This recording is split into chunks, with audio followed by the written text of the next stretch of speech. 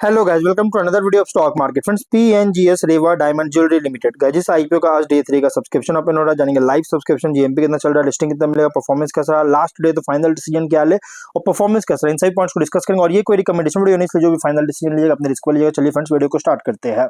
IPO 24 को open हुआ था और 26 फेब आज के दिन क्लोज किया जा रहा है। 4 मार्च का लिस्टिंग डेट है। 10 रुपीज का फेस वैल्यू 367 टू 386 रुपीज पर शेयर की प्राइस बन 32 शेयर्स की lot size. Fresh capital book built IPO है। 380 करोड़ का इशू साइज 98.4 करोड़ का 98.4 लाख शेयर्स का ऑफर किया गया है। बीएसई एनएससी दोनों एक्सचेंज में लिस्टिंग किया जा रहा है। अलॉटमेंट डेट 27 फेब का 2 मार्च को रिफंड रिलीज किया जाएगा। शेयर्स डीमैट अकाउंट में क्रेडिट होगा। ऑफर जो दिया गया है क्यूआईबी एंकर इंक्लूड नहीं करेंगे। 30% big HNI 10 small HNI 5 retail 10% का और एम्प्लॉय में 0.1% ऑफर दिया गया है। यहाँ पे अगर हम यहाँ देखेंगे कंपनी का ऑफर, यहाँ पे रिटेल मिनिमम 1 लॉट अप्लाई कर सकते हैं। 32 शेयर्स में 12.3 थाउजेंड पे करना पड़ेगा। मैक्सिमम 16 लॉट अप्लाई कर सकते हैं। 1.97 लाख रुपीज पे करना पड़ेगा। Small HNI minimum 17 lot apply कर सकते हैं। 2.1 लाख रुपीज पे करना पड़ेगा। मैक्सिमम 80 लॉट अप्लाई कर सकते हैं। 9.9 लाख रुपीज पे करना पड़ेगा। Big HNI minimum 81 lot apply कर सकते हैं। 10 लाख रुपीज पे करना पड़ेगा। मैक्सिमम कोई लिमिट नहीं है। लेकिन गाइस, अगर 5 टाइम सब्सक्राइब होता है रिटेल में, एचएनआई में, स्मॉल एचएनआई, बिग एचएनआई, किसी में भी जिसमें भी होगा उसमें मिनिमम लॉट होगा। जैसे रिटेल में ओनली 1 लॉट है, स्मॉल एचएनआई में 17 और big HNI only 81 lot allotment किया जाएगा। एंकर से 170.6 करोड़ का फंड रेज कर चुका है।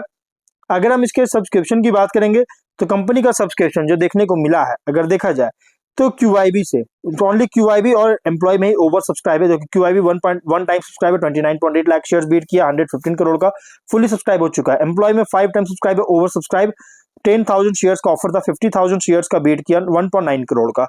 लेकिन बिग एचएनआई 86% ओनली सब्सक्राइब है, 8.5 लाख शेयर्स बीट किया, 32.7 करोड़ का। स्मॉल एचएनआई 33% सब्सक्राइब है, 1.6 लाख शेयर्स का बीट किया, 6.3 करोड़ का। रिटेल में 72% सब्सक्राइब है, 7 लाख शेयर्स का बीट किया, 27 करोड़ का। देखिए, एचएनआई और रिटेल में बहुत ही लो सब्सक्राइब देखने को मिल रही है। अगर हम बिजनेस की बात करेंगे तो बिजनेस पर मैं ज्यादा कुछ बात नहीं करूंगा क्योंकि मैंने ऑलरेडी वीडियो बना रखा है। वैसे जीएमपी की बात कर लेते हैं तो कंपनी का जो जीएमपी ट्रेड कर रहा है, अगर देखा जाए तो कंपनी का जीएमपी है गाइस इस बार का लगभग जो -4 रुपीज का। कंपनी जिम पे -4 रुपीज पे आ चुका है, जिसके according guys company discount listing कर सकता है। मतलब -1% का लॉस आपको मिल सकता है, डिस्काउंट लिस्टिंग कर सकता है। 382 रुपीज की एस्टिमेटेड लिस्टिंग प्राइस अभी के अकॉर्डिंग एक्सपेक्ट कर सकते हैं। अगर हम बात करें गाइस कंपनी के बिजनेस को लेकर तो इस कंपनी के पास 34 स्टोर्स है, जिसके साथ company diamond studded jewellery business के में इंगेज है। और आईपीओ फंड से कंपनी 15 और स्टोर्स को सेटअप करने का जा रही है, जिससे कंपनी बिजनेस एक्सपैंड करेगा। फाइनेंशियल भी अगर देखिए तो इनकंसिस्टेंसी देखने को मिल रहा है टॉप एंड बॉटम रेवेन्यू, क्योंकि 24 में 196 करोड़ का रेवेन्यू, प्रॉफिट 42 करोड़ का, जो कि 23 के कंपैरिजन में डाउनफॉल देखने को मिला। 25 में 259 करोड़ का रेवेन्यू, 59 करोड़ का प्रॉफिट। लेकिन वापस से कंपनी का फाइनेंशियल ग्रोथ हुआ और फर्स्ट हाफ में 157 करोड़ का रेवेन्यू, 20 करोड़ का प्रॉफिट है। तो कंपनी का फाइनेंशियल अगर देखा जाए तो टॉप एंड बॉटम लाइन में इनकंसिस्टेंसी देखने को मिला है। लेकिन गाइज कंपनी का 25 वापस से ग्रोथ हुआ। ऑब्जेक्टिव 15 स्टोर का सेटअप करना चाहता है, मार्केटिंग या प्रोमोशनल एक्सपेंस करना चाहता है। वही 15 न्यू स्टोर्स को जो सेटअप करने जा रहा है, उसको लॉन्च करने जा रहा है, इसके लोकल ब्रांड अवेयरनेस विजिबिलिटी को एनहांस करने के लिए। जनरल कॉर्पोरेट पर्पस के लिए फंडिंग चाहता है। रेशियोज में ROE 18.3, ROCE 25.2, RONW 16.7, PAT 12.8, EBITDA margin 19.6%, debt equity 1.1 time का, PB है 8.4, PE रेशियो 11 टाइम का, promoter holding ratio 87.4%, post issue 60.3%, market cap 1224 crore का किया जा रहा है।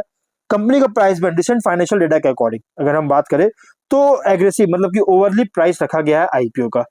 और मेनली कंपनी जो फंड जो मतलब कि रेवेन्यू जो जनरेट करता है, mainly company diamond studded jewellery जिसमें इंक्लूड है प्रेशियस स्टोन्स, इससे जनरेट करता है। 86% का इस बार का रेवेन्यू जनरेट किया है। वहीं इंडिया की डायमंड मार्केट साइज होगा 2.9% CAGR के साथ ग्रोथ करने का एस्टिमेटेड 29 फाइनेंशियल ईयर तक। और वहीं diamond studded gold wholesale market size 16.1% CAGR का ग्रोथ करने का एस्टिमेट बताया जा रहा है। अगर हम बात करें तो कंपनी मेनली ब्राइडल वियर से ही रेवेन्यू, जो इंडिया का जो होलसेल गोल्ड ज्वेलरी मार्केट है ये मेनली ब्राइडल वेयर से ही आता है 55.3% का। उसके बाद है ओकेजनल वियर 34.1% का। अगर हम बात करें गाइस कंपनी का कॉम्पिटिटर का तो थंगमल ज्वेलरी, TVZ, सेंको गोल्ड, मतलब कॉम्पिटिटर बहुत सारे हैं।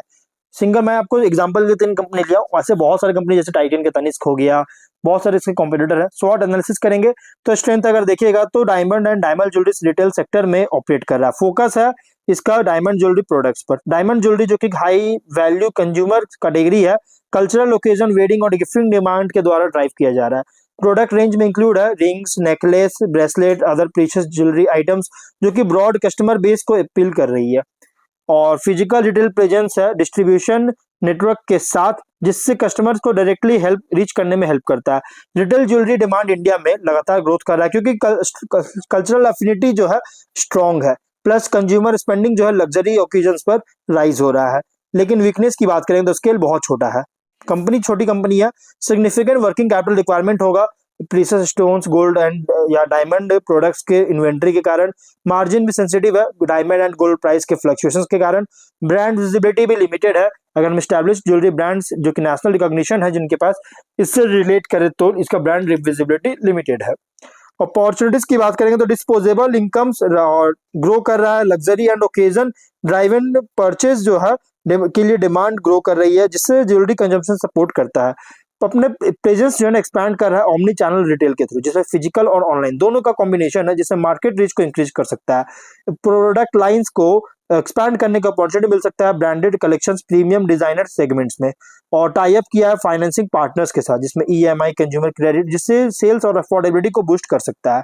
थ्रेट की बात करेंगे तो इंटेंस कंपटीशन है, वोलेटिलिटी अगर होता है डायमंड गोल्ड प्राइस में तो प्रोडक्ट प्राइसिंग डिमांड को इम्पैक्ट कर सकता है। इकोनॉमिक स्लोडाउन या वीकर कंज्यूमर सेंटीमेंट होता है तो डिस्क्रिशनरी स्पेंडिंग जो है लग्जरी गुड्स पर इसको रिड्यूस कर सकता है। रेगुलेटरी या टैक्सेशन चेंज अगर होता है, hall marking, import, luxury tax से रिलेटेड, तो कॉस्ट को अफेक्ट कर सकता है।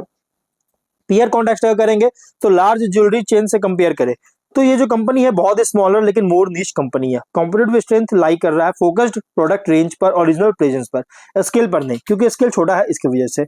मिड टियर से कंपेयर करें तो product quality, pricing, design, appeal, customer experience पर compete कर रहा है। सक्सेस डिपेंड करता है ब्रांड पोजिशनिंग, इन्वेंट्री मैनेजमेंट और रिटेल एग्जीक्यूशन पर। इन्वेस्टर के लिए आईपी रिप्रेजेंट कर रहा है consumer luxury jewellery sector play tied है डिस्क्रिशनरी स्पेंडिंग पर, कल्चरल डिमांड और प्राइस ट्रेंड्स पर।